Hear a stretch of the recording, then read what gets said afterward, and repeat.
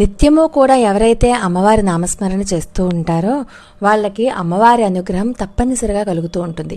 ఇప్పుడు మనం చెప్పుకోబోయేటటువంటి నామంని ఎవరైతే నిత్యము ఆరాధిస్తూ మననం చేసుకుంటూ జపం చేసుకుంటూ ఉంటారో అలాంటి వాళ్ళకి సకల దరిద్రాలు పోతాయి. ఉద్యోగం కావాలి అనుకున్న వాళ్ళకి ఉద్యోగం వస్తుంది. వాళ్ళ ఇంట్లో లేదు అన్న మాటే వినిపించదు, అమంగళాలు వినపడవు, భార్యాభర్తల మధ్య అన్యోన్యత ఏర్పడుతుంది. ఇంట్లో గొడవలు కానీ దరిద్రాలు కానీ ఏమీ లేకుండా ఎప్పుడూ కూడా శుభకరాలే జరుగుతూ ఉంటాయన్నమాట.